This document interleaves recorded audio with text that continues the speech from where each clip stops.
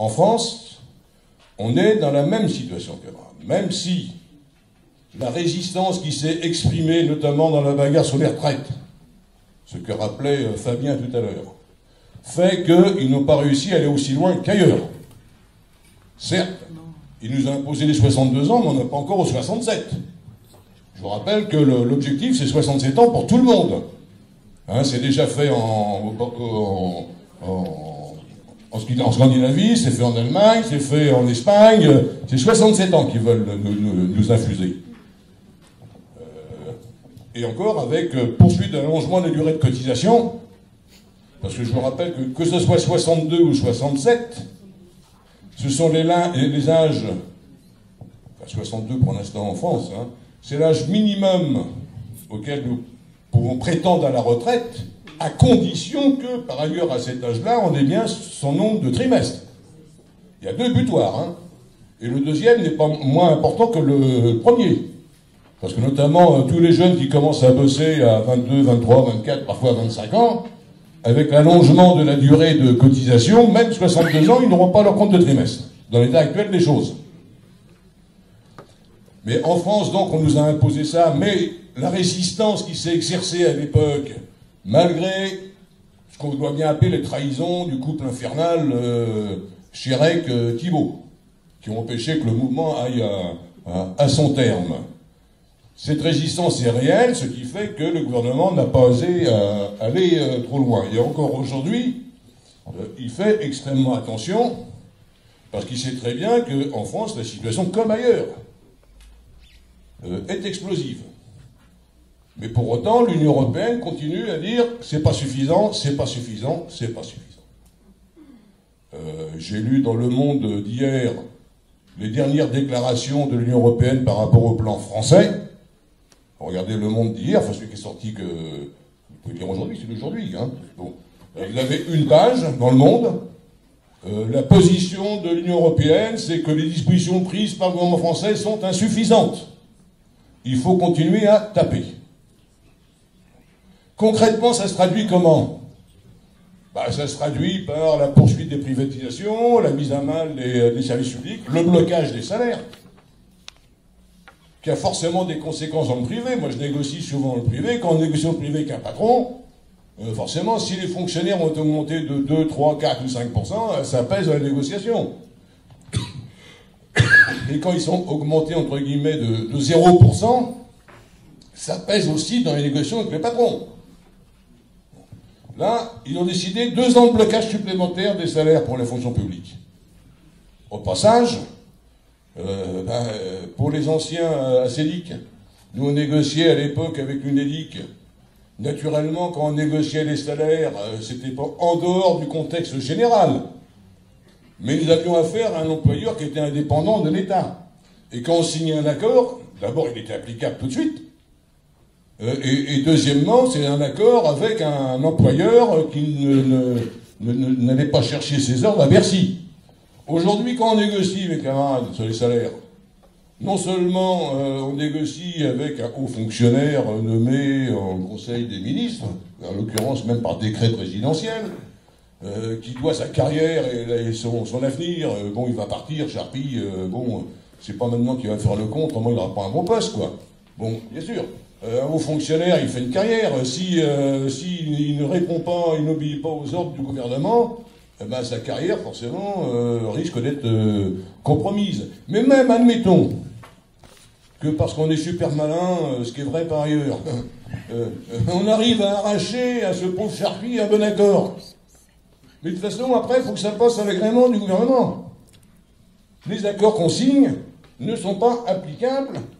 Comme c'est le cas dans le privé, si y a un accord avec un patron, c'est applicable. Non, pour que l'accord soit applicable, il nous faut l'accord du gouvernement. Ce qui veut dire qu'Abraham, que, bien sûr, il peut y avoir des bagarres dans tel ou tel secteur avec des résultats. C'était le cas en Loire-Atlantique à Saint-Nazaire, où à l'hôpital de Saint-Nazaire, une bagarre s'est menée pendant des mois et des mois, et on a fini par arracher à l'ARS, c'est au gouvernement, parce que l'ARS c'est le gouvernement, la création de l'équivalent de 100 mensualités, ça fait à peu près 9 temps plein, la réintégration dans le budget de toutes les sommes qui permettent de payer les avancements, y compris des dispositions qui étaient des sortes d'accords locaux à Saint-Nazaire. Donc ça veut dire que quand on se bat, même ponctuellement, on peut obtenir des succès, comment dire, partiels. Mais globalement, notre situation, en particulier sur la question des salaires, elle dépend d'un mouvement beaucoup plus général. Alors forcément, s'il y avait grève complète dans tout Pôle emploi, à l'appel de tous les syndicats, ou même à l'appel de certains seulement, et que cette grève soit une grève générale qui dure pendant 2 jours, 3 jours, 4 jours, 5 jours, c'est à un moment donné, le gouvernement il sera bien obligé de lâcher quelque chose. Oui. Camarade, il s'inquiète parce qu'il est parti, là, il ne va pas s'arrêter. Mais ça veut dire ça, camarade, que notre sort dépend à la fois de nous-mêmes. Dans certaines situations favorables, je ne dis pas, moi je ne sais pas ce qui se passera demain, peut-être qu'il y aura un événement quelconque qui provoquera un mouvement général dans Pôle emploi. Je parle de la Tunisie, bon, personne n'aurait parié 1 euro sur le fait qu'un mouvement de cette ampleur partira en Tunisie il y a encore 1 an. Hein. C'était un facteur dramatique, mais malgré tout aléatoire, le suicide d'un jeune dans un patelin qui s'appelle... je ne sais plus le nom du bled, hein, qui a provoqué ce mouvement. Je ne sais pas. On n'est pas à la merci d'un incident quelconque, voire même dramatique malheureusement, parce qu'il se passe beaucoup de choses, y compris les suicides de ce type-là dans beaucoup d'entreprises. La pression est dentelle, que demain il peut y avoir un mouvement général à Pôle emploi qui oblige le gouvernement ponctuellement à lâcher un certain nombre de choses sur Pôle emploi. Mais globalement, hors ce genre de situation qui n'est jamais à exclure, il est parfaitement évident que notre situation, que ce soit sur les salaires, que ce soit sur les effectifs, ou d'une certaine manière, même si ce n'est pas dit par Charpie, s'applique chez nous la même règle que dans toute la fonction publique, réduction des effectifs. La fonction publique, c'est un départ en retraite sur 2 non renouvelé. Donc, ça n'a pas pris cette forme tout à fait chez nous, mais enfin, peu importe, ça revient à peu près au même. Donc, sur l'ensemble des questions, je ne parle pas des retraites, problème de l'IRCANTEC, je suppose que Françoise en parlera, hein, mais tout ça, c'est lié à l'ensemble des choses, que ce soit sur la protection sociale en général, que ce soit sur les salaires, que ce soit sur les conditions de travail qui en grande partie sont liées aux questions d'effectifs. Nous sommes dans le même bateau que l'ensemble des travailleurs de ce pays, en particulier ceux de la fonction publique. Donc il est parfaitement évident que, compte tenu de ce que moi j'appelle maintenant la dictature de la Troïka, la dictature des déficits publics, si nous voulons mettre en échec ce plan, qu'on appelle le plan Euro+, qui se met en place, que ce soit en Grèce, au Portugal, en Espagne et en France, encore une fois, en France, ils vont plus doucement, ils ont un peu plus peur qu'ailleurs peut-être, nous ne pourrons mettre en échec ce plan que s'il y a un mouvement général. Alors pour moi, c'est clair. Et je l'ai dit à la Confédération, à la Commission exécutive, je le dirai à la prochaine réunion. Il revient à la Confédération de prendre une initiative. Comme nous l'avons fait au moment des retraites, souvenez-vous de la grande manifestation du 15 juin. Même si ça n'a pas été suffisant. Si nous ne prenons pas nos responsabilités, et je vous invite à le faire en toute occasion, là je vous parle en tant que syndicat, force ouvrière, si nous ne prenons pas nos responsabilités, les travailleurs se battront quand même parce que la situation est insupportable. Et si elle est insupportable, on ne la supporte pas. Et si ça ne passe pas par les syndicats, ça passera par ailleurs. Ce qui n'est pas forcément à mes yeux une bonne chose. D'abord, je suis un syndicaliste, et je pense qu'il est plus économique d'utiliser les organisations existantes que d'essayer d'en construire à la hâte dans un mouvement. Mais si les syndicats, à commencer par le nôtre, au plan confédéral, ou là où nous sommes, nous ne prenons pas nos responsabilités, alors quand je dis ça, c'est une formule générale, c'est pas toujours simple à prendre la décision, camarades, hein.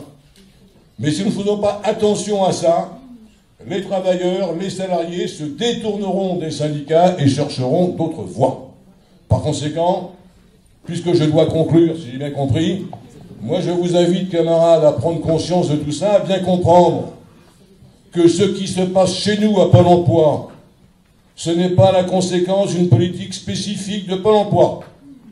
Si vous n'avez pas cette dimension, qui est une dimension beaucoup plus générale, qui non seulement concerne l'ensemble des travailleurs en France, mais bien au-delà, puisqu'aujourd'hui, je vous le répète, c'est une dictature.